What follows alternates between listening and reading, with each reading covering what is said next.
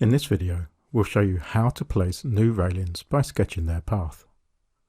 We'll see how to host a new railing on stairs, and we'll also show how to create a new railing type and edit its properties to change its appearance. In Revit, the railing types are made up of many separate parts. Each part contains a nested family, and they combine together in the railing type to give us the complete railing structure. The vertical components of a railing are balusters and posts, with the balusters being repeated at regular intervals and the posts positioned at the start or end of the railing or at corners when changing direction. The balusters and posts are 3D parametric families that are nested into the railing type. The horizontal components are referred to as rails, with the non-continuous rail structure being used to create multiple horizontal components. A top rail can be added along with handrails at different heights. And all the rail types use a profile family to define the shape of the rail, which gives us lots of flexibility to define custom rail types. I have the exercise file, Sketch Railings, open. Looking at the entrance lobby of the building here, we can see that we have a balcony that we need to have a handrail placed along to act as a guardrail. And we also have some stairs in the back here that we need to place a railing on. I have the Crop Stairs 3D view already open, so I'll swap to its tab to view this. And in this view, we have the first floor slab set to be transparent so we can see the stairs better. And we can see now on this back wall where we need to create the railing along this run of stairs. To create the railing, we'll need to make a sketch of its path, and it will be easier to do this in a plan view. I already have the level 2 plan view open, so I'll swap to this view. And here we can see the stairs and the back wall where we need to place the railing. So to do this, from the Architecture ribbon tab on the Circulation panel, we'll click on the Railing tool.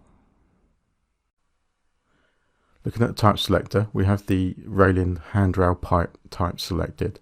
We need to create a new one, so we'll click on the Edit type to access its type properties, and then click Duplicate to create a new type of railing, and we'll name this Handrail Wall Mount.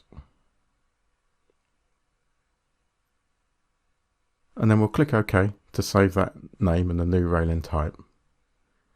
Now we need to make a few changes in here, and we'll start in the construction panel and we'll edit the rail structure first. So we'll click the Edit button. And we can see now that we have all of the rails that made up the pipes for that previous railing type. So we'll select the top one here, and then from the bottom of the rails we'll click the Delete button. And then we can continue to click that until we've deleted all of those rails. We'll click OK to save those changes.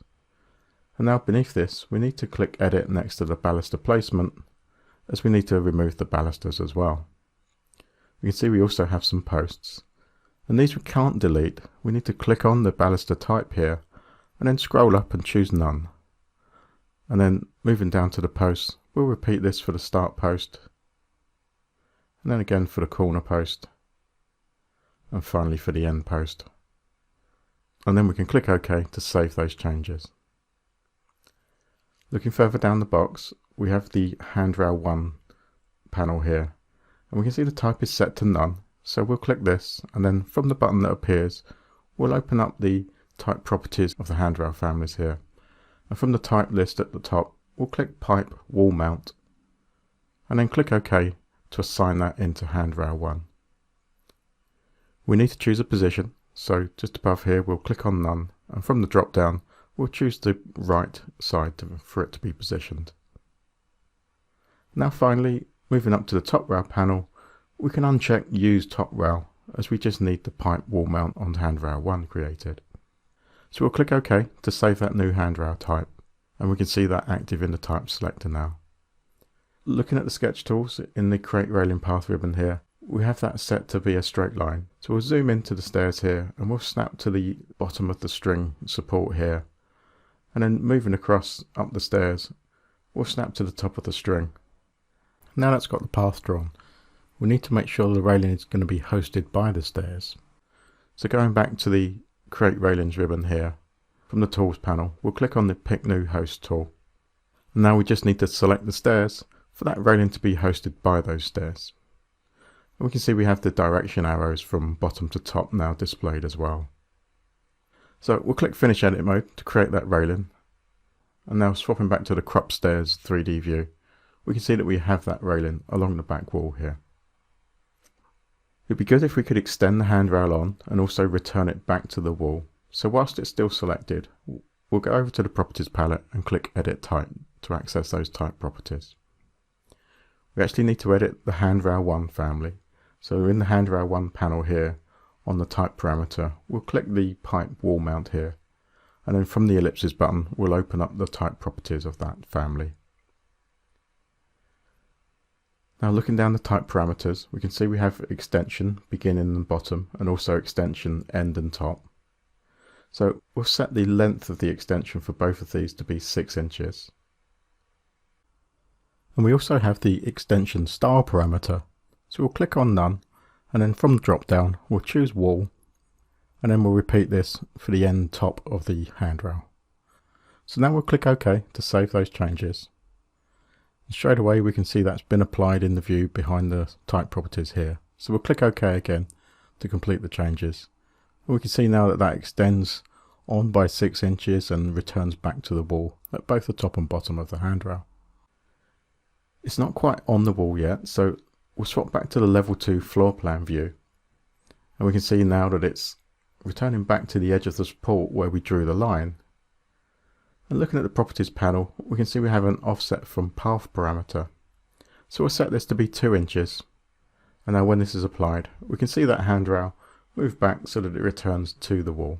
So we'll swap back to the crop stairs view to see that in 3D. And there we can see it returning back to the wall as we want it. Now we'll swap back to the entrance lobby 3D view, and we can see those railings on the stairs and returning back around the stairwell as well. So finally we just need to place the railing along the edge of the balcony here. And to do this we'll go to the level 2 plan view. We'll just zoom out so we can see the edge of the balcony here. And now from the architecture ribbon tab on the circulation panel we'll click the railing tool. Looking at the type selector, we'll change this to be the glass panel bottom fill type. And now looking at the sketch tools on the draw panel, we have the line tool selected. On the options bar just beneath that here, we'll set an offset of 6 inches. And now if we go into the view and we snap to the intersection here between the floor and the wall, as we start to draw the line we can see that that's set 6 inches back from the edge of the railing. So we'll just sketch across and snap to the wall at the other end. And now we can click Finish Edit Mode, and that railing will be created. Let's swap back to the entrance lobby 3D view. And now we can see that we've got the railings created on the stairs and around the stairwell, and also across the balcony. And that completes the railings that we need to add to this model.